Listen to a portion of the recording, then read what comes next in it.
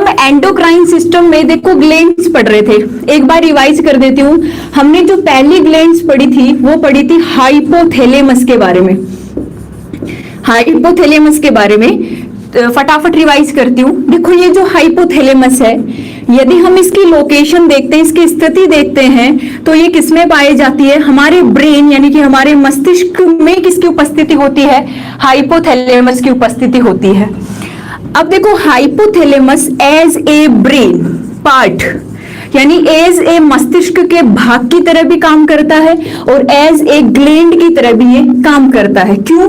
क्योंकि हाइपोथैलेमस क्या सिक्रेट करता है? हार्मोन सिक्रेट करता है। और जो भी ऑर्गन या कोई भी भाग यदि हार्मोन सिक्रेट करता है तो एंडोक्राइन ग्लैंड कहलाता है। अब देखो एज ए ब्रेन ये क्या काम करता है? कल हमने डिस्कस कर लिया था कि हमें जो भूख लगती है, ठीक है, हमें जो प्यास लगती है, ये सारे कौन कंट्रोल करता है? हाइपोथैलेमस कंट्रोल करता है।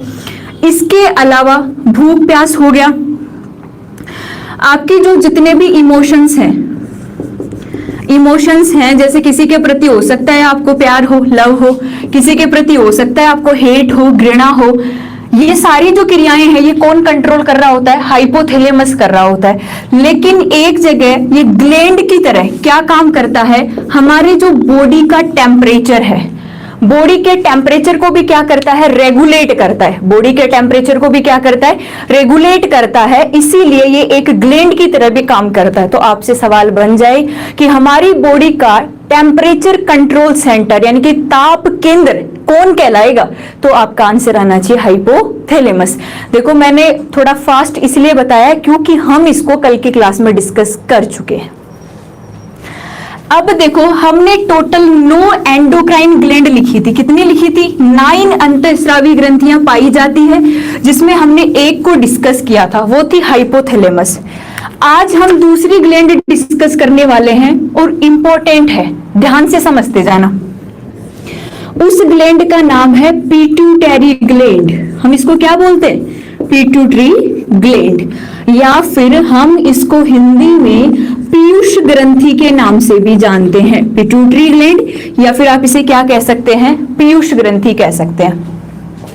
देखो यदि इसकी लोकेशन की बात करें कि पिट्यूटरी ग्लैंड कहाँ पाई जाती है, तो ये भी कहाँ उपस्थित होती है? हमारे ब्रेन में, हमारे मस्तिष्क में।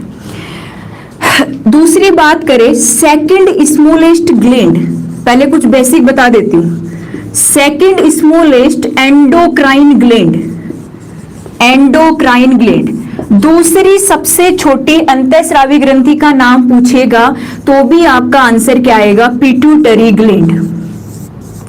देखो पहली सबसे छोटी अंतःस्रावी ग्रंथि पूछेगा तो उसे हम क्या आंसर देंगे? पीनियल ग्रंथि, कल बात कर चुके हैं। और इसके बाद में दूसरी जो स्मॉलेस्ट ग्लैंड है उसे हम क्या कहेंगे? पिट्यूटरी ग्लैंड यानी पीयूष ग्रंथि। नेक्स्ट हमने क्या देखा था कि पीयूष ग्रंथि को मास्टर ग्लैंड के नाम से भी जाना जाता है। और मास्टर ग्लैंड किसे कहेंगे? क्योंकि पीयूष ग्रंथि जो है वो इसके अलावा जितनी भी ग्रंथियां हैं उनको क्या करती है? कंट्रोल करती है और हार्मोन बनाने के लिए स्टिमुलेट करती है। हार्मोन्स बनाने के लिए क्या करती है? स्टिमुलेट करती है।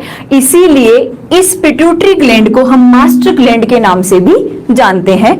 लेकिन मास्टर ग्लैंड पे भी एक ग्लैंड ऐसी है, एक ग्रंथि ऐसी है जो कंट्रोल करती है। वो कौन सी होती है? हाइपोथैलेमस।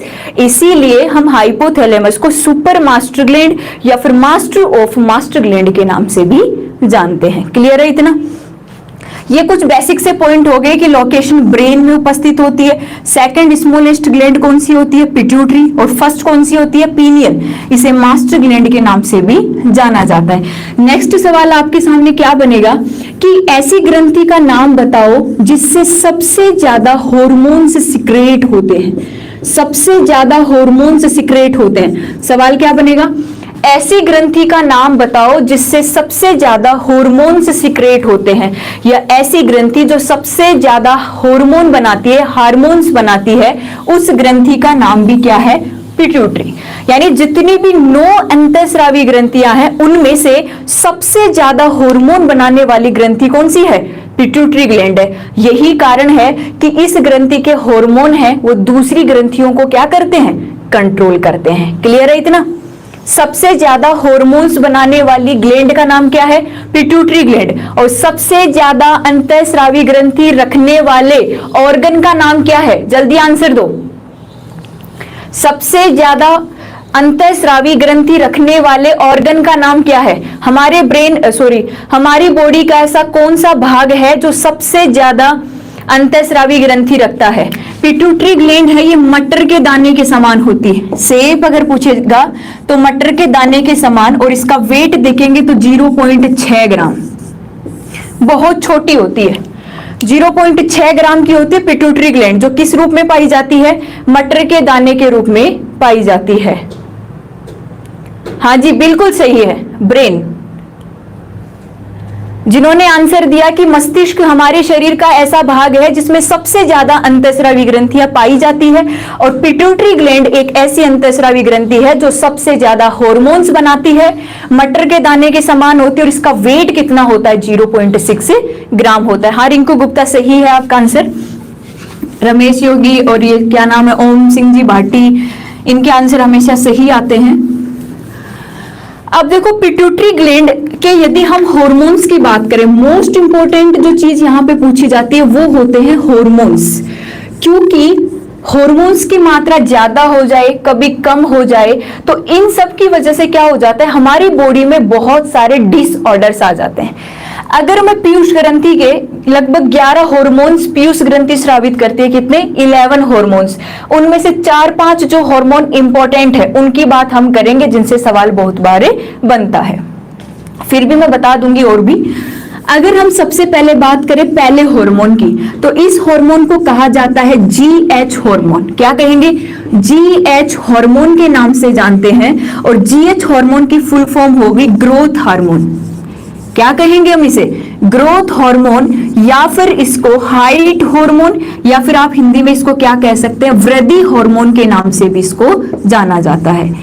और इसका एक दूसरा नाम होता है, वो दूसरा नाम ज्यादा दिया हुआ होता है क्योंकि हम GH को देखते ही पहचान जाते हैं कि ग्रोथ हार्मोन का फंक्शन पूछ रहा है, लेकिन GH की जगह एक इसका नाम और होता है सोमेटोसिन हार्मोन। तो आपको ये नाम भी याद रखना है, सोमेटोसिन हार्मोन। सवाल बन जाए कि सोमेटोसिन हार्मोन कौन सी ग्लैंड द्वारा स्रावित होता है, तो आपका आंसर आना चाहिए पिट्यूटरी ग्लैंड। और ये सोमेटोसिन हार्मोन किसका नाम है? ग्रोथ हार्मोन को। अब ये जो ग्रोथ हार्मोन है, देखो ये कार्य क्या करता है, नाम से ही पता चल रहा है। क्या करता है? रेगुलेट, थोड़ा सा इंग्लिश भी सीख जाओ।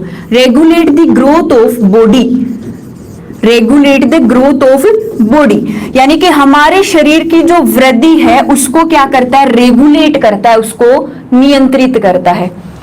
याद तो देखो करना ही पड़ेगा, अब इसका कोई ट्रिक भी तो नहीं है। हार्मोन्स है तो उनका नाम आपको, मैं एक काम करूंगी, क्या देखो लास्ट में एक आपको टेबल बना दूंगी, एक तरफ सारी ग्रंथियां, एक तरफ उनके हार्मोन, एक तरफ उनके कार्य, ताकि थोड़ा सा इजी हो जाए। अभी आप समझ लो, समझ पा रहे हो मेरी बात को? लास्ट में मैं टेबल बना दूंगी, पूरी 9 ग्रंथियां, उनके हार्मोन्स के साथ में उनके कार्य। क्लियर है? शेयर कर देना तुम, ठीक है। अब ये हार्मोन कर क्या रहा है? ग्रोथ हार्मोन क्या कर रहा है कि ग्रोथ ऑफ बॉडी, हमारी बॉडी को क्या कर रहा है? ग्रोथ करवा रहा है, वृद्धि करवा रहा है। होगा क्या कि देखो ये जो GH हार्मोन है, कई बार क्या होता है कि इसकी मात्रा बॉडी में अचानक से बढ़ जाती है, और कई बार क्या होता है कि इस GH की मात्रा अचानक से क्या हो जाती है? कम हो जाती है, ठीक है। अगर GH की मात्रा बढ़ गई तो उसको क्या बोला जाता है? हाइपर होना, हाइपर। और GH की मात्रा कम हो जाती है तो उसको क्या बोला जाता है? हाइपो। मैं बहुत पहले समझा चुकी हूं हाइपर और हाइपो को अलग अलग। हाइपर का मीन्स क्या होता है? बढ़ जाना, ज्यादा हो जाना, बढ़ जाना। और हाइपो का मीन्स क्या होता है? कम हो जाना। अब बेसिकली आप सबको पता होगा कि यदि हमारी बॉडी में GH बढ़ गया तो जितनी वृद्धि होनी चाहिए थी, वृद्धि क्या होगी? धीरे धीरे बढ़ने लग गई, और अचानक से क्या हो जाता है? हमारी हाइट अचानक से बढ़ जाती है। और हाइट बढ़ने को वो जो डिसऑर्डर हमारी बॉडी में आया है उसको हम क्या कहते हैं? भीम कायिता के नाम से जानते हैं, यानी कि भीम के जैसी बॉडी हो जाती है। तो उसे हम ये जाइगोटिज्म के नाम से भी जान सकते हैं। भीम कायता को हम बोल सकते हैं जाइगोटिज्म। तो ये दोनों नाम आपको याद रखना है। सवाल बन जाए कि जाइगोटिज्म या भीम कायता कब हो सकते हैं, जिगेंटिज्म या जाइगोटिज्म दोनों बोल सकते हैं, या भीम कायता कब हो सकती है, तो आंसर क्या आएगा कि जब जीएच है वो अच्छे से रेगुलेट नहीं होता और पिट्यूटरी ग्लैंड से बनने वाले जीएच की मात्रा क्या होती है, अचानक से बढ़ जाती है, क्योंकि इस पे कंट्रोल नहीं हो पाता। अब क्या होगा, जब अचानक से जीएच की मात्रा कम होगी, ग्रोथ हार्मोन जैसे ही कम होगा, कम होते ही क्या हो जाएगा, यहाँ पे जो ग्रोथ होनी थी वो धीरे धीरे क्या हो जाएगी, कम हो जाएगी, और वो कैसे रह जाएंगे, बोने रह जाएंगे। तो यहाँ पे जो सिंड्रोम आएगा या फिर जो डिसऑर्डर आएगा उसे हम क्या कहेंगे, बोनापन। क्या कहेंगे उसे, बोनापन कहेंगे। आंसर याद रखेंगे, जब जीएच ग्रोथ हार्मोन की अचानक से कमी हो जाती है तो उसे हम क्या कहते हैं, बोनापन या फिर ड्वार्फिज्म। ड्वार्फिज्म के नाम से भी इसको जाना जाता है। तो आपसे पूछ लिया जाए कि बताओ ड्वार्फिज्म या फिर बोनापन डिसऑर्डर बॉडी में कब आता है, जब पिट्यूटरी ग्लैंड से स्रावित होने वाले ग्रोथ हार्मोन या सोमेटोसिन हार्मोन की क्या हो जाती है, कमी हो जाती है। क्लियर है इतना? बहुत से बच्चे आज आंसर भी दे रहे, शायद पढ़ के आए हो, थैंक्स इसके लिए, all the best. Pituitary gland जो हार्मोन सिक्रेट करती है, ध्यान से देख लो, जीएच हार्मोन या फिर इसको हम क्या बोल देते हैं, सोमेटोसिन हार्मोन। ये हार्मोन हमारी बॉडी की ग्रोथ को रेगुलेट करता है। इसकी अधिकता हो गई, हाइपर हो गया तो भीम कायता या फिर जाइगोटिज्म रोग हो जाएगा, और इसकी कमी हो गई तो ड्वार्फिज्म या फिर बोनापन आ जाएगा। ये पहली ग्रंथि का पिट्यूटरी ग्लैंड का कौन सा हार्मोन था, पहला हार्मोन था। पहला हार्मोन याद रखेंगे, फर्स्ट हार्मोन कौन सा है, जीएच। लास्ट में मैं टेबल बना दूंगी, अभी थोड़ा सा सेक्रीफाई करो, सारे हार्मोन्स और सारे ग्लैंड्स की टेबल बना दूंगी ताकि तुम्हारे लिए इजी हो जाए। देखो, यदि हम इसके दूसरे हार्मोन की बात करें कि इसका जो सेकंड हार्मोन कौन सा है, तो इस हार्मोन से बहुत सारे सवाल बनते हैं। जैसे मैंने लिख दिया ऑक्सीटोसिन, एक हार्मोन का नाम लिखा है और उसका नाम क्या है, ऑक्सीटोसिन हार्मोन। इसे हम क्या कह सकते हैं, ऑक्सीटोसिन हार्मोन। इसके अलावा इसके और क्या नाम है, ऑक्सीटोसिन हार्मोन को कहा जाता है बर्थ हार्मोन, यानी कि जन्म, जब बच्चे का जन्म होता है वहां पे जो हार्मोन काम आता है उसे हम क्या कहते हैं, ऑक्सीटोसिन हार्मोन। तो हमने क्या बोल दिया, इसको बर्थ हार्मोन के नाम से भी ऑक्सीटोसिन को जाना जाता है। इसके अलावा इसी हार्मोन का तीसरा नाम, और इसे लव हार्मोन के नाम से भी जाना जाता है। अब ये मत सोचना मैडम ये क्या बता रहे हो, भाई जो चीज है वो तो मैं तो पढ़ाऊंगी ना। तो ऑक्सीटोसिन हार्मोन को क्या क्या कहा जा सकता है, इसको बर्थ हार्मोन कहा जा सकता है, और इसको क्या कहा जा सकता है, लव हार्मोन भी कहा जा सकता है। लेकिन बर्थ हार्मोन कब कहेंगे और लव हार्मोन कब कहेंगे, दोनों कंडीशन अलग अलग है। देखो, इसको ऑक्सीटोसिन हार्मोन को बर्थ हार्मोन कब कहते हैं, जब ये एक प्रेग्नेंट लेडी में जो पास्चुरेशन की क्रिया होती है, बच्चे के जन्म के समय ऑक्सीटोसिन क्या करता है कि जो यूट्रस है, यूट्रस को हम क्या कहते हैं, गर्भाशय। ये बच्चे के जन्म के समय जो बर्थ पेन होता है, समझ गए होंगे, जिसे हम क्या कहते हैं, प्रसव पीड़ा। बच्चे के जन्म के समय जो प्रसव पीड़ा होती है, इस प्रसव पीड़ा को कम करता है, बढ़ाता नहीं है। सवाल बहुत बार पूछा गया है, प्रसव पीड़ा को कम करने वाले हार्मोन का नाम बताओ। आपका आंसर क्या आएगा, ऑक्सीटोसिन हार्मोन या फिर बर्थ हार्मोन। ये प्रसव पीड़ा को कम कैसे करता है, जो गर्भाशय है, देखो बच्चा कहाँ है, यूट्रस में, गर्भाशय में। ये हार्मोन क्या करता है कि गर्भाशय की जो मसल्स है, जो पेशियां हैं, उन पेशियों को क्या कर देता है, ढीला कर देता है। गर्भाशय की पेशियों को ढीला करता है और प्यूबिक एरिया को थोड़ा सा, प्यूबिक का एरिया बढ़ा देता है, जिससे बच्चे के जन्म के समय जो प्रसव पीड़ा होनी है वो क्या हो जाती है, कम हो जाती है। इसीलिए इसको क्या कहा जाता है, बर्थ हार्मोन के नाम से जाना जाता है। शायद क्लियर होगा। बर्थ हार्मोन हम ऑक्सीटोसिन हार्मोन को क्यों बोल रहे हैं, इसलिए बोल रहे हैं कि जब किसी बच्चे का जन्म होता है तो प्रसव पीड़ा के समय, प्रसव पीड़ा के समय ये क्या करता है, यूट्रस की जो मसल्स है, गर्भाशय की जो पेशियां हैं, उनको थोड़ा ढीला कर देता है और प्यूबिक एरिया को थोड़ा बढ़ा देता है। उसकी वजह से प्रसव पीड़ा कम हो जाती है, इसलिए हम इसे बर्थ हार्मोन भी कहते हैं। अब इसको लव हार्मोन कब कहा जाता है? तो इस हार्मोन को लव हार्मोन तब कहा जाता है जब ये मेल में सिक्रेट होने लग जाए, पुरुषों में। देखो जहां तक चांसेज होता है, पुरुषों में इसका सिक्रेशन नहीं होता ऑक्सीटोसिन का, लेकिन कई पुरुषों में यदि ऑक्सीटोसिन का सिक्रेशन हो रहा है तो वो बहुत ज्यादा इमोशनफुल होते हैं, इमोशनलेस नहीं होते, बहुत ज्यादा इमोशंस होते हैं। वैसे मोस्टली देखा जाता है कि पुरुषों में इमोशंस नहीं होते, लेकिन कुछ एक में यदि इमोशंस बहुत ज्यादा है तो उनमें ये ऑक्सीटोसिन हार्मोन का सिक्रेशन होने लग जाता है पिट्यूटरी ग्लैंड से। तो जब पुरुषों में इस ऑक्सीटोसिन का सिक्रेशन होता है तो उसे लव हार्मोन के नाम से जाना जाता है। लेकिन ये है कौन सा हार्मोन? Oxytocin hormone. तो दोनों क्लियर है, एक बर्थ हार्मोन है और इसी को किस नाम से जाना जाता है? लव हार्मोन के नाम से भी जाना जाता है। नेक्स्ट देखो, इसके अलावा ये ऑक्सीटोसिन हार्मोन क्या करता है?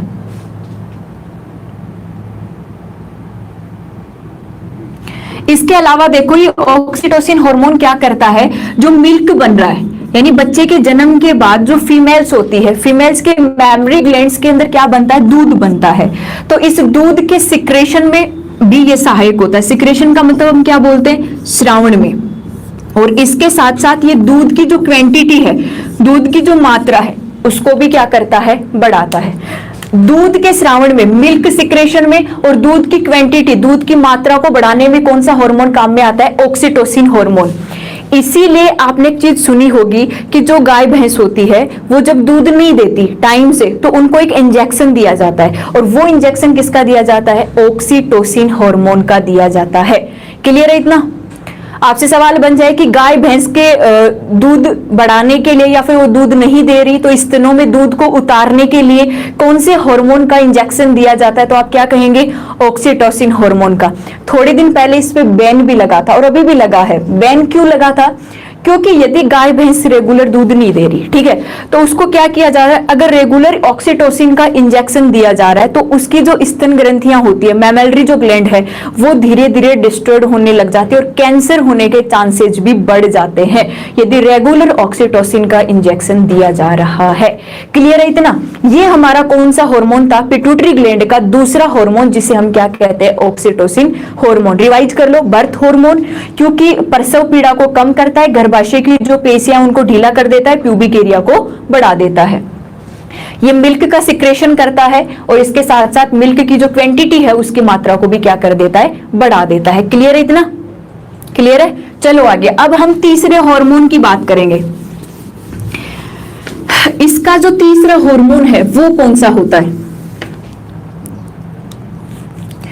तो पिट्यूटरी ग्लैंड का जो थर्ड हार्मोन है यानी सी वाला, इस हार्मोन को, इससे भी सवाल बहुत बार आए हुए हैं, ध्यान से सुन लेना। इसको कहा जाता है प्रोलैक्टिन हार्मोन। क्या कहा जाता है? Prolactin hormone. और नाम से ही पता चल रहा होगा, इस लैक्टिन, प्रोलैक्टिन लिखा है मैंने, प्रोलैक्टिन से हम एक वर्ड निकाल देते हैं, कौन सा? लैक्टिक वाला। और ये लैक्टिक जो शर्करा है, लैक्टोज शर्करा, किसमें पाई जाती है? दूध में पाई जाती है। तो ऐसे इसको लिंक करके हम याद रख सकते हैं। तो प्रोलैक्टिन हार्मोन क्या करता है कि बच्चे के जन्म के बाद जो दुग्ध का निर्माण होता है तो उस दुग्ध के निर्माण को कंट्रोल कर रहा होता है। दुग्ध का सिक्रेशन कौन करवा रहा है? ऑक्सीटोसिन हार्मोन, ठीक है। लेकिन मिल्क का जो फॉर्मेशन हो रहा है स्तन ग्रंथियों में, मैमलरी ग्लैंड में, दूध के निर्माण के लिए जो हार्मोन बनता है उसे हम क्या कहते हैं? प्रोलैक्टिन हार्मोन के नाम से जानते हैं। एक सवाल यहां से पूछा जाता है, एक सवाल यहां से पूछा जाता है, तैयार रहना देने के लिए, कि जो पक्षी होते हैं, पक्षी में घोंसला बनाने की प्रवृत्ति के लिए कौन सा हार्मोन जिम्मेदार होता है? बहुत बार क्वेश्चन एग्जाम में आ चुका है। पक्षियों में घोंसला बनाने की प्रवृत्ति के लिए कौन सा हार्मोन जिम्मेदार होता है? सवाल सुन रहे हो सब? पक्षियों में घोंसला बनाने की प्रवृत्ति के लिए कौन सा हार्मोन जिम्मेदार होता है?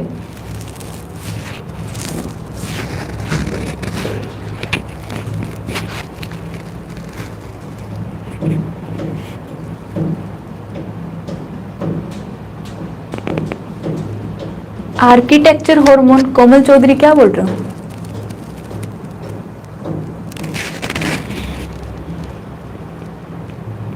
ऑक्सीटोसिन। अक्रम जी बोल रहे हैं प्रोलैक्टिन। हाँ सतीश सेन जी सही बोल रहे हैं। आप थोड़ा सा शेयर करो क्लास को प्लीज, अगर बच्चे पढ़ेंगे तो और भी इंटरेस्ट आएगा, हम सब साथ मिल के आगे जाएंगे। अच्छा जीजा जी बोल रहे को नहीं ध्यान है। अच्छा पंकज नेगी जी बिल्कुल सही है, और नहीं बताया lactogenic hormone prolactin Ramesh Yogi ji, Chandra बहन यादव जी, चलो ठीक है मैं समझ गई आपकी बात को।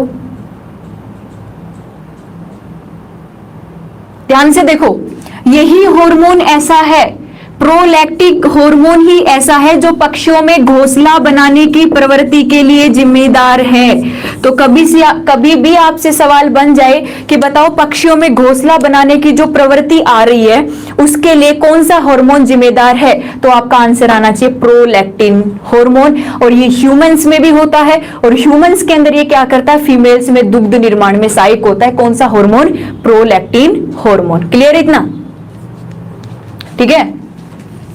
चलो आगे, तीसरा हार्मोन कौन सा हो गया, प्रोलैक्टिन हार्मोन। अब देखो फोर्थ हार्मोन कौन सा इसका, इसको बोलते हैं एसीटीसी हार्मोन। एसीटीसी हार्मोन, सबसे पहले तो इसकी फुल फॉर्म पता होनी चाहिए और इसके बाद इसका काम पता होना चाहिए। इस हार्मोन की फुल फॉर्म क्या है, एड्रीनोकोर्टिको, ध्यान से सुनना, एड्रीनोकोर्टिकोट्रोपिक हार्मोन। लेकिन आपको क्या मिलेगा, ऑप्शन में एसीटीसी लिखा हुआ ही मिलेगा, तो आपको भी एसीटीसी याद रखना है, एड्रीनोकोर्टिकोट्रोपिक हार्मोन। ये हार्मोन भी कौन सिक्रेट करती है जी, पिट्यूटरी ग्लैंड सिक्रेट करती है। और पिट्यूटरी ग्लैंड जो सिक्रेट करती है, अब इसका काम क्या है कि एसीटीसी हार्मोन यदि पिट्यूटरी ग्लैंड सिक्रेट कर रही है तो इसका काम क्या होगा, ध्यान से सुनो। एक फेज आती है जिसको हम बोलते हैं प्यूबर्टी फेज। क्या बोलते हैं, प्यूबर्टी फेज, या फिर इस प्यूबर्टी फेज को हिंदी में बोला जाता है किशोरा अवस्था। किस नाम से जाना जाता है, किशोरा अवस्था, या फिर प्यूबर्टी फेज के नाम से भी इसको जाना जाता है। अब देखो प्यूबर्टी फेज क्या होती है, ये जो एसीटीसी हार्मोन है ये ह्यूमन में क्या लेके आता है, प्यूबर्टी फेज लेके आता है, किशोर अवस्था को लेके आता है। और प्यूबर्टी फेज क्या होती है, प्यूबर्टी फेज क्या होती है कि किशोर अवस्था के अंदर जैसे कि फीमेल्स है मेल्स है, उनमें क्या आता है, चेंजेज आता है। जैसे फीमेल्स की वॉइस पतली हो जाती है, बॉडी स्ट्रक्चर थोड़ा चेंज हो जाता है। ऐसे ही पुरुषों में क्या होता है, आवाज का भारी हो जाना। जो भी कैरेक्टर दिखाई देते हैं वो किसमें दिखते हैं, प्यूबर्टी फेज यानी कि किशोर अवस्था के अंदर। तो जो प्यूबर्टी फेज आनी है, इस एडोलसेंस या फिर प्यूबर्टी फेज, ये कौन लेके आता है, एसीटीसी हार्मोन लेके आता है, जिसे एड्रीनोकोर्टिकोट्रोपिक हार्मोन के नाम से भी जाना जाता है। क्लियर है इतना। पुरुषों में टेस्टोस्टेरोन हार्मोन की वजह से नहीं, वो स्पर्म मैच्योरेशन में काम में आता है, और टेस्टोस्टेरोन के साथ साथ ये एसीटीसी भी काम करता है। ठीक है, क्या लाने में, प्यूबर्टी फेज या फिर किशोर अवस्था लाने में। यदि किसी में एसीटीसी का श्रावण जल्दी होने लग जाता है तो प्यूबर्टी फेज क्या हो जाती है, जल्दी आ जाती है। देखा होगा कई लोगों में प्यूबर्टी फेज जल्दी आ जाती है, और कईयों में प्यूबर्टी फेज क्या आती है, धीरे आती है, मतलब बहुत लेट आती है। ये डिपेंड करता है इस एसीटीसी हार्मोन के सिक्रेशन पे। तो ये कौन सा हार्मोन था हमारा, चौथा हार्मोन, जो किसके द्वारा सिक्रेट होता है, पिट्यूटरी ग्लैंड के द्वारा सिक्रेट होता है। ये मोस्ट इंपोर्टेंट 4 हार्मोन्स थे जो पिट्यूटरी ग्लैंड क्या करती है, सिक्रेट करती है। इसके अलावा कुछ गोनेड्स हार्मोन भी आपने पढ़े होंगे, जैसे एफएसएच पढ़ा है सबने। क्या पढ़ा है, एफएसएच। और एफएसएच को हम क्या बोलते हैं, follicle stimulating hormone. Follicle stimulating hormone के नाम से इसको जाना जाता है, फोलिकल स्टिमुलेटिंग हार्मोन। ये एफएसएच क्या करता है, फोलिकल स्टिमुलेटिंग हार्मोन क्या करता है, ध्यान से देखो। ये जो फोलिकल है, इस फोलिकल का मतलब क्या है, फोलिकल समझ रहे हो आप, पुट्टी का। फोलिकल को हम क्या कहते हैं, पुट्टी का। और जो ये फोलिकल बनती है, जो पुट्टी का बनती है, किसमें बनती है, फीमेल में बनती है। यानी जब एमसी चल रही होती है, जब मेंस्ट्रुअल साइकिल चलता है, मेंस्ट्रुअल साइकिल एमसी के दौरान, मासिक चक्कर के दौरान फीमेल्स में जो पुट्टी का बनती है, उस पुट्टी का निर्माण के लिए कौन उत्तरदायी होता है, एफएसएच। तो ध्यान रख लेना, सवाल पूछ लिया जाए कि फोलिकल स्टिमुलेटिंग हार्मोन का काम क्या है। ध्यान चल रहा है नाम से। फोलिकल का मतलब पुट्टी का, स्टिमुलेट करना, बनने को मतलब बनने की दर को बढ़ाना। कौन है? हॉर्मोन्स। यानी कि ऐसा हार्मोन जो फीमेल्स में पुट्टी का निर्माण को प्रेरित करता है और पुरुषों में स्पर्म यानी कि शुक्राणु निर्माण की क्रिया को प्रेरित करता है। उस हार्मोन को आप क्या कह देते हैं?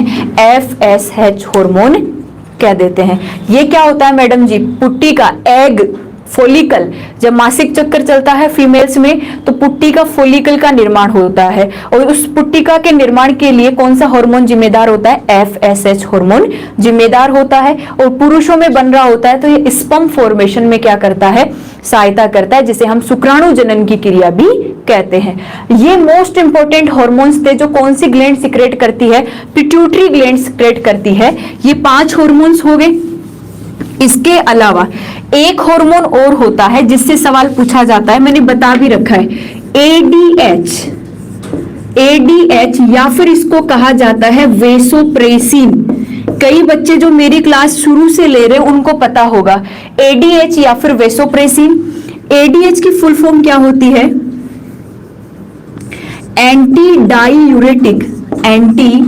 Diuretic hormone. एडीएच को क्या कहते हैं? एंटी डाईयूरेटिक हार्मोन के नाम से एडीएच को जाना जाता है। एडीएच क्या करता है? एंटी डाईयूरेटिक हार्मोन क्या करता है? हमारी किडनी में, किसमें? हमारी किडनी में जल अवशोषण को बढ़ाता है, पुनः जल अवशोषण की क्रिया को बढ़ाता है। कौन सा हार्मोन? ADH hormone.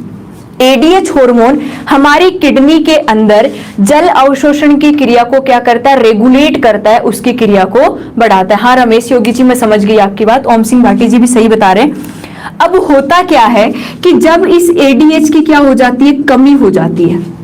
बॉडी में यदि एडीएच की कमी हो गई तो किडनी में जल का अवशोषण नहीं हो पाता और जल का अवशोषण नहीं होने से जो यूरिन बनता है, जो मूत्र बनता है, इसकी मात्रा भी क्या हो जाती है? बढ़ जाती है, क्योंकि जल का अवशोषण तो हो ही नहीं रहा। जल तो यूरिन के साथ बॉडी से बाहर निकलेगा, यानी मूत्र की मात्रा क्या हो गई? बढ़ गई। इस रोग को कहा जाता है डायबिटीज इंसिपिडस। बात कर चुके हैं, फिर भी दोबारा बता रही हूं। डायबिटीज इंसिपिडस रोग, या फिर आप हिंदी में इसको बोल सकते हैं मूत्रलता के नाम से भी इसको जाना जाता है। तो आपसे सवाल बन जाए कि एडीएच या इसका दूसरा नाम वेसोप्रेसिन हार्मोन कौन सी ग्लैंड सिक्रेट करती है? तो आंसर आना चाहिए पिट्यूटरी ग्लैंड।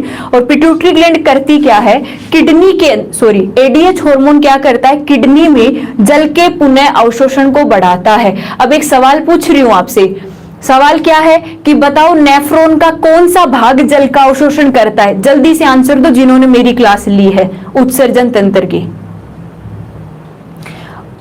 नेफ्रॉन का कौन सा भाग जल का अवशोषण कर सकता है? ठीक है, किडनी में जल का अवशोषण बढ़ाता है। जैसे ही एडीएच की कमी हो गई तो मूत्र की मात्रा बढ़ जाएगी और मूत्र बढ़ जाता है। उस रोग को हम डायबिटीज इंसिपिडस या फिर मूत्रलता के नाम से भी जानते हैं। शायद क्लियर होगा इतना।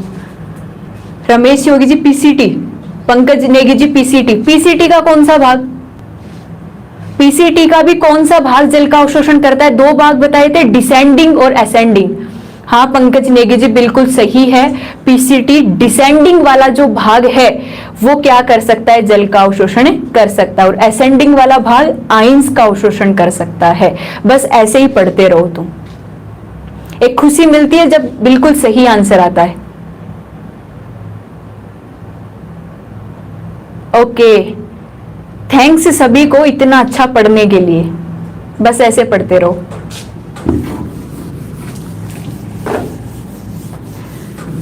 ये आज जो इनके पिट्यूटरी ग्लैंड है, इनके हमने लगभग जो हार्मोन्स पूछे जाते हैं एग्जाम में, उन सब की बात हमने कर ली है। इसके बाद में देखो, हमने हाइपोथैलेमस पढ़ लिया, हमने पिट्यूटरी ग्लैंड पढ़ लिया। पिट्यूटरी ग्लैंड के बाद में हम जो तीसरी ग्लैंड पढ़ते हैं इसको कहते हैं पीनियल ग्रंथि। किस नाम से जाना जाता है? पीनियल ग्रंथि। सबके नाम और सबकी लोकेशन मैंने कल की क्लास में बता दी थी। पीनियल ग्रंथि की यदि हम लोकेशन की बात करें कि पीनियल ग्रंथि कहाँ स्थित होती है, तो ये भी हमारे अग्र मस्तिष्क, फोर ब्रेन, हमारा जो अग्र मस्तिष्क है इस भाग में किसकी उपस्थिति होती है? पीनियल ग्रंथि की। अब देखो इस पीनियल ग्रंथि के उपनाम क्या क्या होते हैं, उपनाम की बात करेंगे कि पीनियल ग्रंथि को और क्या कहा जा सकता है। तो सबसे पहले तो पीनियल ग्रंथि को कहा जाता है बायोलॉजिकल क्लॉक।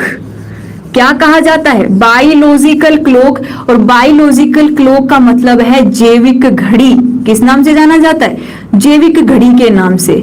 मतलब हमारी बॉडी में जितनी भी बायोलॉजिकल रिएक्शंस चलती है, बायोलॉजिकल रिएक्शन समझ रहे हो, डाइजेशन, पाचन हो गया, श्वसन हो गया, उत्सर्जन हो गया, ये सारी कैसी है? जैविक क्रियाएं हैं, बायोलॉजिकल रिएक्शन है। तो इन सब के कंट्रोल करने के लिए जो क्लॉक पाई जाती है उसे हम बायोलॉजिकल क्लॉक कहते हैं। और ये बायोलॉजिकल क्लॉक कौन सी ग्लैंड होती है? हमारी पीनियल ग्लैंड होती है। इसके अलावा इसको third I of human, third I of human, मनुष्य की तीसरी आंख किसे कहा जाता है? तो भी आपका आंसर क्या आना चाहिए? पीनियल ग्लैंड आना चाहिए, पीनियल ग्रंथि आना चाहिए। ठीक है, आंसर क्या आएगा? पीनियल ग्लैंड की लोकेशन अग्र मस्तिष्क, फोर ब्रेन में पाई जाती है। उपनाम क्या हो गए? बायोलॉजिकल क्लॉक, जैविक घड़ी। इसके साथ में थर्ड आई ऑफ ह्यूमन, मनुष्य की तीसरी आंख। और इसके साथ में सबसे छोटी अंतःस्रावी ग्रंथि भी कौन सी होती है? पीनियल ग्रंथि। सबसे छोटी अंतःस्रावी ग्रंथि भी कौन सी होगी? पीनियल ग्रंथि। अब देखो इस पीनियल ग्रंथि का जो हार्मोन है वो कौन सा सिक्रेट होता है? तो एक ही हार्मोन होता है। कितना हार्मोन? एक। हाँ होम सिंह बाठी जी, देख लिया मैंने। और उस एक हार्मोन को क्या कहते हैं? Melatonin hormone. किस नाम से जाना जाता है? मिलेटोनिन हार्मोन के नाम से इसको जाना जाता है।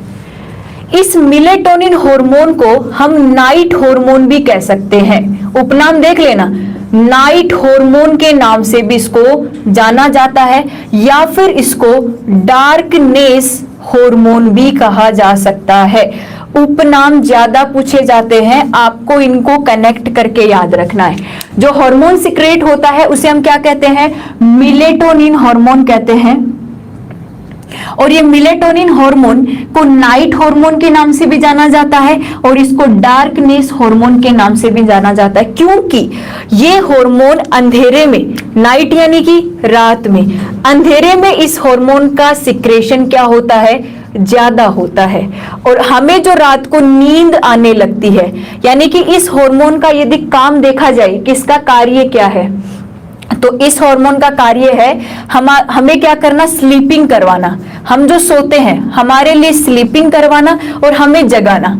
हम जब वॉकअप होते हैं यानी जगाना, ये जो दोनों काम होते हैं, सुलाने का और जगाने का जो काम होता है, ये कौन सा हार्मोन करता है? Melatonin hormone.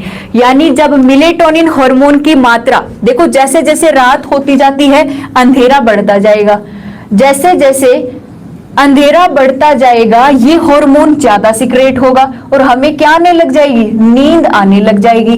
तो नींद के समय मिलेटोनिन हार्मोन, जितनी ज्यादा नींद आती है ना उतना ही ज्यादा मिलेटोनिन हार्मोन सिक्रेट होता है। ठीक है, ये मिलेटोनिन हार्मोन जब डिप्रेशन की कंडीशन आ जाती है, जब एक टेंशन हमारे अंदर आ जाती है, तो ये मिलेटोनिन हार्मोन का सिक्रेशन कम हो जाता है और हमें नींद नहीं आती। फिर उस टाइम पे हमें नींद की टैबलेट्स लेनी पड़ती है।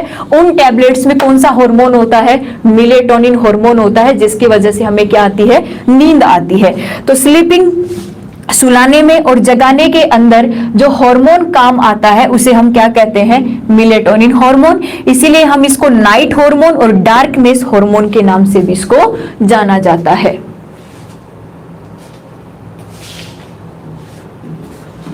क्लियर है इतना? चलो एक बार इसके आगे देखो कि यदि इस हार्मोन की वृद्धि और कमी हो गई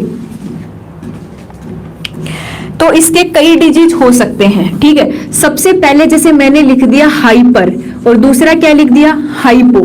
यानी कि यदि मिलेटोनिन हार्मोन की क्या हो गई? अधिकता हो गई। और यदि मिलेटोनिन हार्मोन की हाइपो का मीन्स क्या हो गई? कमी हो गई। तो जब मिलेटोनिन हार्मोन की अधिकता हो जाती है, जब मिलेटोनिन हार्मोन हाइपर हो जाता है, तो नींद क्या आती है? नींद ज्यादा आने लगती है। नींद ज्यादा आने लगती है। तो आपसे सवाल बन जाए कि नींद, कई बार जब नींद ज्यादा आती है तो उसे क्या कहा जाता है? जब नींद ज्यादा आने लगती है तो इसका मतलब है कि मेलेटोनिन हार्मोन का सिक्रेशन क्या होने लग गया है? ज्यादा होने लग गया है। लेकिन कमी का मतलब क्या है कि यदि मेलेटोनिन की कमी हो जाएगी तो नींद क्या आएगी? कम आएगी। जैसे टेंशन में, डिप्रेशन में मेलेटोनिन हार्मोन की क्या होने लग जाती है? कमी होने लग जाती है। तो कमी को हम क्या कहते हैं? अनिद्रा के नाम से जानते हैं कि नींद नहीं आती। ठीक है, तो आपसे सवाल बन जाए कि हाइपर की कंडीशन के अंदर क्या होगा? तो जब मेलेटोनिन हार्मोन की अधिकता हो जाएगी तो नींद ज्यादा आने लगेगी, और जब मेलेटोनिन हार्मोन की कमी होने लग जाएगी तो नींद कम आने लगेगी। अब इस रोग का नाम पूछा जाता है, इसको बोला जाता है इंसोम्निया। इंसोम्निया रोग के नाम से इसको जाना जाता है। जैसे एनीमिया सुना है ना, एनीमिया में किसकी कमी हो जाती है? रक्त की कमी। तो इंसोमिनिया एक ऐसा रोग है जिसमें नींद कम आती है और उसे हम क्या कह देते हैं? अनिद्रा कह देते हैं। इंसोमिनिया एक ऐसा रोग है जिसमें मेलेटोनिन हार्मोन की कमी होने की वजह से अनिद्रा की स्थिति हो जाती है और नींद क्या आने लगती है? कम आने लगती है। क्लियर है इतना? अब एक बार मैं कमेंट चेक कर लेती हूँ, जल्दी से मुझे बता दो कि क्या ये चीजें आपको समझ में आ रही है, क्योंकि हॉर्मोन्स और इनके नाम और इनके काम याद करना देखो थोड़ा सा मुश्किल पड़ेगा, उसमें आपको मेरे साथ साथ मेहनत करनी पड़ेगी।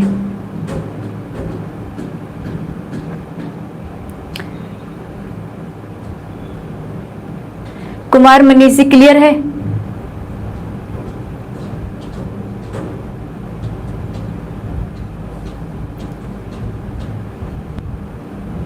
ओम सिंह जी क्लियर? चलो सबका क्लियर है। हाँ है कुलदीप है, सीआईडी में होना चाहिए था तुझे तो।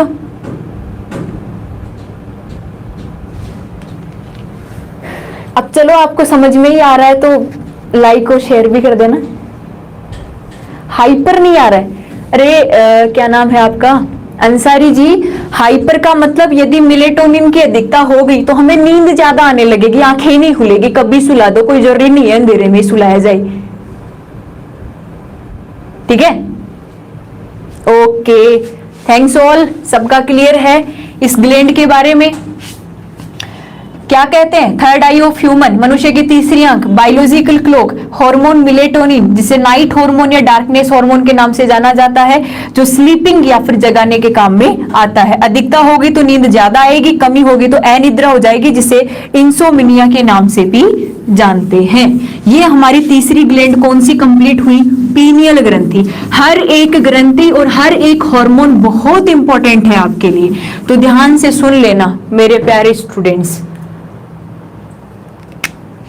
अब देखो सामने कि अब हम ब्रेन की तीनों ग्लैंड पढ़ चुके हैं, अब हम किस पे आएंगे? गले वाले भाग पे आएंगे। ठीक है, और गले वाले भाग में जो पहली ग्रंथि उपस्थित है, यानी चौथे नंबर की ग्रंथि की बात करेंगे, उसे हम क्या कहते हैं? थायराइड ग्रंथि। किस नाम से जानते हैं? थायराइड ग्रंथि के नाम से जानते हैं। और ये थायराइड ग्रंथि कहाँ पाई जाती है? गले में, थोरेसिक वाले भाग में। थोरेसिक, ये भी मिल सकता आपको नाम, थोरेसिक वाला भाग, या फिर इसको क्या बोल सकते हैं? गले वाले भाग या थोरेसिक वाले भाग में किसकी उपस्थिति होती है? थायराइड ग्रंथि की। इस भाग में देखो थायराइड ग्रंथि है ना, वो ऐसी शेप में पाई जाती है। ध्यान से देखो, सवाल बना हुआ है ऐसी शेप में, और ये एक एच आकार लग रहा है ना, एच जैसा दिख रहा है।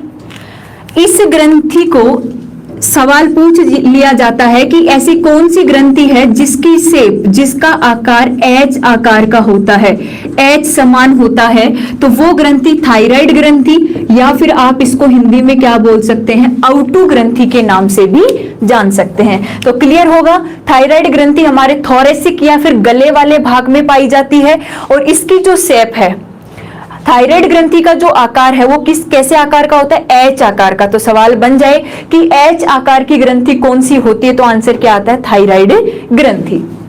सबसे बड़ी अंतःस्रावी ग्रंथि भी कौन सी है? थायराइड ग्रंथि, हम कल बात कर चुके हैं। अब देखो, ये जो थायराइड ग्रंथि है, अगर मैं इसके हार्मोन्स की बात करूं, किसकी बात करूंगी? इसके हार्मोन्स की। इसको समझना बहुत जरूरी है, क्योंकि हम क्या करते हैं कि इसका एक ही हार्मोन पढ़ते हैं, और वो पढ़ते हैं थायरॉक्सिन हार्मोन, लेकिन इसके साथ एक दूसरा हार्मोन और है। थायराइड ग्रंथि क्यों इंपॉर्टेंट है? देखो आपने सुना होगा कि डॉक्टर चेक करके बताता है, जैसे किसी का वेट एकदम से बढ़ गया तो डॉक्टर क्या कहता है, थायराइड हो गया, ठीक है। और कई बार किसी का वेट एकदम से कम हो जाता है कि बिल्कुल हवा में उड़ने वाला हो गया, तो भी डॉक्टर क्या कहता है, थायराइड हो गया। अरे यार, जब बढ़ रहा है तो भी थायराइड और जब कम हो रहा है तो भी थायराइड, क्या है ये सब, तो उन सब का डिस्कशन अभी हम करेंगे। तो इस थायराइड ग्रंथि के यदि मैं हार्मोन्स की बात करूं तो मेरे साथ साथ रिवाइज करते जाना, थोड़ा सा डिफिकल्ट पड़ सकता है। इसके हार्मोन्स दो होते हैं। सबसे पहले हार्मोन को कहा जाता है थायरोक्सिन हार्मोन। बोलेंगे मनी मन में पहला कौन सा हार्मोन होता है, थायरोक्सिन हार्मोन। और यदि इसके दूसरे हार्मोन की बात करें तो इस हार्मोन का नाम होता है जी कैल्सिटोनिन। और आजकल इस कैल्सिटोनिन हार्मोन पे ज्यादा फोकस किया जा रहा है एग्जामिनर से, ठीक है। हार्मोन्स दो प्रकार के होंगे, एक थायरोक्सिन हार्मोन, किससे, थायराइड ग्रंथि से, और दूसरा कौन सा होगा, कैल्सिटोनिन हार्मोन। अब देखो, इस थायरोक्सिन हार्मोन को आयोडीन हार्मोन के नाम से भी जाना जाता है। इसको हम क्या कह देते हैं, आयोडीन हार्मोन भी इसको कह सकते हैं।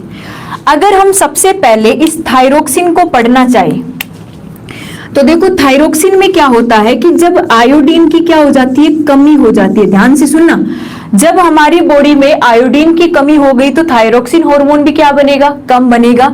और उस कंडीशन में एक रोग हो जाता है जिसको गोइटर या फिर घेंगा रोग के नाम से भी जाना जाता है।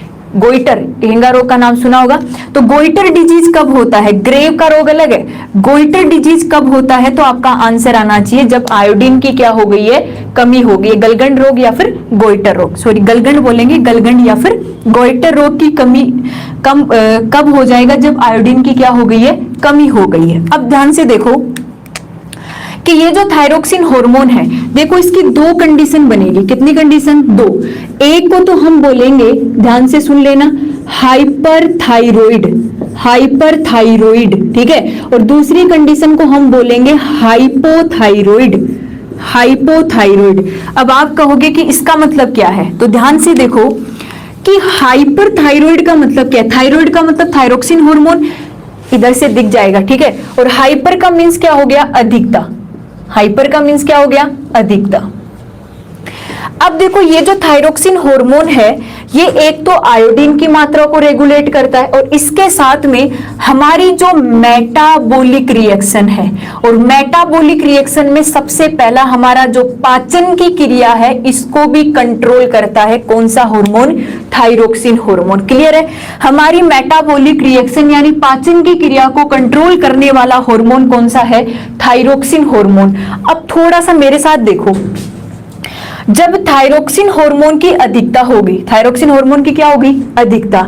जैसे मान लो कि मेरी बॉडी के अंदर थायरोक्सिन हार्मोन की क्या हो गई, अधिकता, तो पाचन की क्रिया क्या हो जाएगी, भाई पाचन की क्रिया को कंट्रोल कर रहा था तो पाचन की क्रिया क्या हो जाएगी, अचानक से बढ़ जाएगी। और जब पाचन की क्रिया अचानक से बढ़ गई तो मैंने जो भी फूड खाया है उसका जो स्टोरेज फूड है, जो संचित भोजन लीवर में संचित होना चाहिए था, उसकी मात्रा क्या हो जाएगी, कम, और वेस्टेज क्या बनेंगे, ज्यादा। ध्यान से समझो, पाचन की क्रिया क्या हो गई है, जैसे ही थायरोक्सिन हार्मोन की अधिकता होगी पाचन की क्रिया तेज होगी, और पाचन की क्रिया तेज होगी तो कुछ ही पदार्थ ऐसे हैं जिनको बॉडी अवशोषित कर सकती है, और सारे पदार्थ वो बॉडी क्या कर देगी, एक्सक्रेट कर देगी उत्सर्जी पदार्थ के रूप में। तो उस कंडीशन में क्या हो गया कि हमारे अंदर जो संचित भोजन है मसल्स में, हमारी मसल्स में जो संचित भोजन है इसमें क्या आ जाएगी, कमी आ जाएगी। और जैसे जैसे कमी आएगी वैसे वैसे वजन में क्या होने लग जाएगी, कमी होने लग जाएगी। तो सवाल बन जाए कि यदि किसी व्यक्ति का वजन, वेट एकदम से डिक्रीज होता है तो बताओ थायराइड की कौन सी स्टेज होती है, तो आप कहेंगे हाइपरथायरॉइड, क्योंकि वहां पे थायरोक्सिन हार्मोन की अधिकता होने से पाचन क्रिया तेज हो जाती है, और जब पाचन क्रिया तेज हो गई तो हमारा पाचन के दौरान जो बॉडी अवशोषण करती है वो क्या होता है, कम, और वेस्टेज है वो ज्यादा बनते हैं, उनको बॉडी से बाहर आउट कर दिया जाता है, और मसल्स के पास में स्टोरेज फूड क्या हो जाता है, कम। और आपको पता है कि यदि हमारी मसल्स में स्टोरेज फूड कम हो गया तो मसल्स का वेट कम हो जाएगा, और जब मसल्स का वेट कम हो गया तो ऑटोमेटिक हमारी बॉडी का वेट भी क्या हो जाएगा, कम हो जाएगा।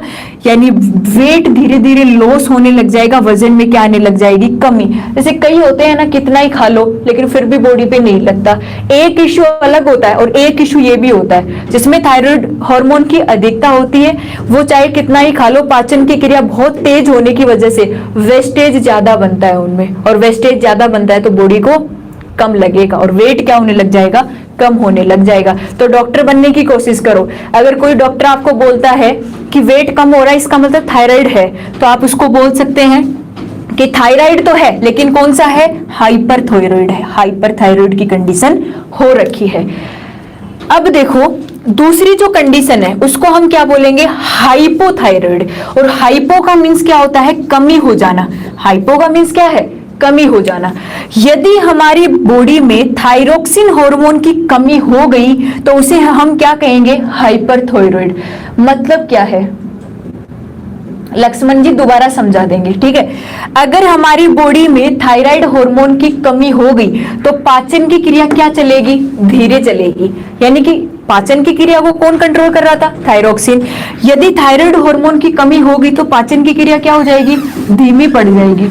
और धीमी पड़ गई पाचन की क्रिया तो धीरे धीरे क्या होगा, पाचन होगा। और धीरे धीरे पाचन होगा तो जो फूड है वो ज्यादा स्टोर होगा, तो मसल्स स्ट्रोंग होगी और वेट धीरे धीरे क्या होने लग जाएगा, गेन होने लग जाएगा, वेट क्या होगा, बढ़ने लगेगा। तो सवाल बन जाए कि अचानक से वजन बढ़ने का कारण है तो आप क्या कहेंगे, हाइपोथायराइड। उल्टा याद रखेंगे, थायरोक्सिन की अधिकता वजन में कमी, थायरोक्सिन की कमी वजन में बढ़ोतरी। ये चीज क्लियर होगी, समझ में आ गया। याद रख लेना, थायरोक्सिन हार्मोन आयोडीन हार्मोन के नाम से जाना जाता है। कमी से गोइटर रोग, मेटाबॉलिक रिएक्शन जिसमें मोस्ट इंपोर्टेंट डाइजेशन को क्या करता है, कंट्रोल करता है। अरे उल्टा ही तो करना है, हाइपर का मतलब थायरोक्सिन अधिक हो गया तो वजन में कमी, कम हो गया तो वजन में बढ़ोतरी, और इसका कारण आपको पता ही है,